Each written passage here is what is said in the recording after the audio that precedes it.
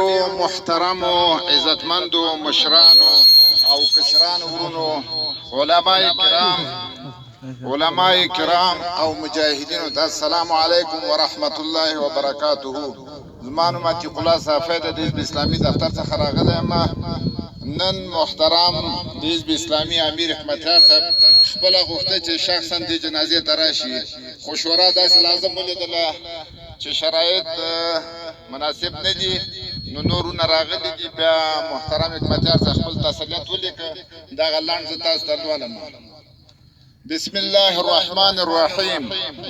انا لله و انا الیه راجعون. محترم رور مولوی صاحب نصیر او د مرحوم مولوی صاحب حمدالله ټول درنې کورنۍ ته السلام علیکم ورحمت الله وبرکاته. د مرحوم مولوی صاحب حمدالله د وفات په مناسبت ستاسو د درنې کورنۍ ټولو غړو او ټولو هغو دوستانو او عزیزانو ته متسلیت وړاندې کوم چې په دې غم کې له تاسو سره شریک دي. منګ او ټول مؤمن افغانان په دې ستر غم کې در سره یو.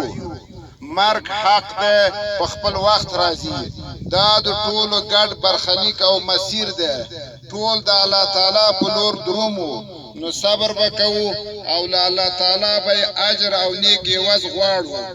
که څه هم د ځینو مرګ ډېرو زړونه سخت ودردوي. د مرحوم مولوی صاحب حمدالله مرګ همداسې و. هغه 18 کلونو د هېواد دننه او بهر په زندانونو کې سختې ستونزې، کړاوونه او تعذیبونه وګالل، خو همت او عزم دومره مضبوط او ستر و چې همدومره اوږدې مودې بند هم د ده لوړ همت ذوب نه کړی شو. کلکه اراده یې کمزوره نه شوه، نه دښمن ته تسلیم شو او نه له خپلې لارې هوډ په شا شو. له سختو ازموینو وروسته هم خپل دیني ارمانونه او د مبارزې اهدافو ته ژمن پاتې کېده. د لوړ همت او مضبوط ایمان نښه او تقاضا ده. دعا مو دا ده چې الله تعالی دې د ده او ټولو مجاهدینو او مؤمنو افغانانو نیک ارمانونه په دنیا او آخرت کې ترسره کړي. دته د مغفرت او په جنت کې لوړې درجې او د دوستانو، عزیزانو او د سنگر ملګرو ته د بشپړ اجر جمیل صبر ور په بخښه کړي. په الله تعالی مو سپارم. په احترام، حکمتیار.